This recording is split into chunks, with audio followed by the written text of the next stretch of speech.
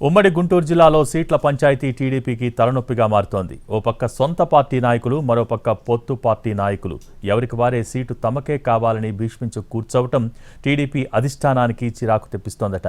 ముఖ్యంగా డెల్టా ప్రాంతంలోని తెనాలి, గుంటూరు వంటి కీలక నియోజకవర్గాలలో అభ్యర్థుల ఎంపిక అధిష్టానానికి కత్తిమీద సాములా మారిందట.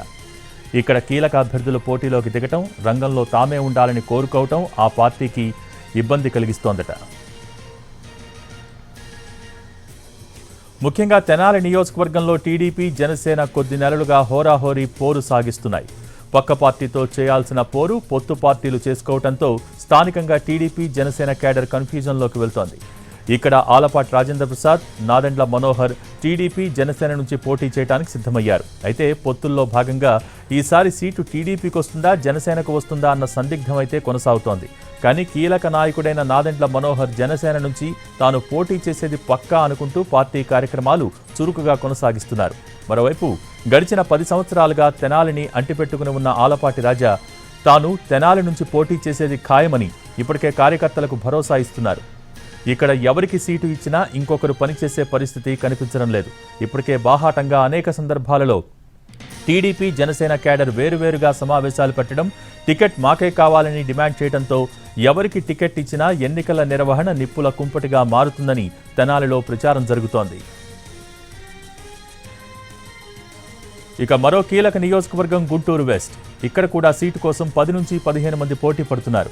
ప్రస్తుత ఇన్ఛార్జిగా ఉన్న కోవెలమూడి రవీంద్ర కమ్మ సామాజిక వర్గానికి సంబంధించిన నాయకుడు కావడంతో అతనికి ఈసారి సీటు రావడం దాదాపు కష్టమే అంటున్నారు టీడీపీ నాయకులు. అలాంటి పరిస్థితుల్లో బీసీ సామాజిక వర్గానికి ఇక్కడ సీటు కేటాయించాలని వస్తున్న డిమాండ్తో బలమైన బీసీ సామాజిక వర్గానికి ఇక్కడ టికెట్ ఇవ్వాలని ఆలోచిస్తోంది టీడీపీ. దీంతో ఇప్పటిదాకా తను పార్టీని నమ్ముకుని బోలెడంత ఖర్చు పెట్టుకున్నానన్న ఆలోచనతో ఉన్నారు గుంటూరు పశ్చిమ ఇన్ఛార్జ్ కోవెలమూడి రవీంద్ర. అటు తనకు సీటు రాకపోతే పార్టీకి సపోర్ట్ చేస్తారా లేక సైలెంట్ అయిపోతారా అన్న అనుమానాలు ఉన్నాయి టీడీపీలో. మరోవైపు పెదకూరపాడు నియోజకవర్గంలో పరిస్థితి చూస్తుంటే దాదాపు అభ్యర్థిని ఫైనలైజ్ చేసేశారని, రేపో మాపో రంగంలో దిగుతారని 2-3 పేర్లు వినిపిస్తున్నాయి. ఇక్కడ సిట్టింగ్ ఇన్ఛార్జ్ కొమ్మలపాటి శ్రీధర్ను కాదని మాజీ మంత్రి ఆలపాటి రాజా లేదంటే భాష్యం ప్రవీణ్ అనే యువ నాయకుడికి సీటు కేటాయిస్తారని ప్రచారం జరుగుతోంది.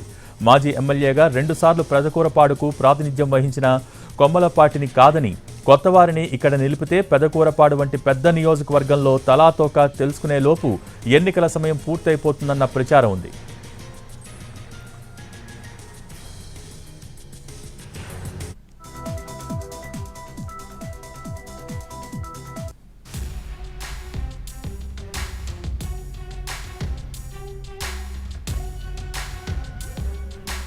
మరి ఇలాంటి పరిస్థితుల్లో టీడీపీ ఎలా సీట్ల సర్దుబాటు చేసుకుంటుంది, పొత్తుల పార్టీతో ఎలా సఖ్యత చేసుకుంటుంది అన్న విషయం తెలియాల్సి ఉంది.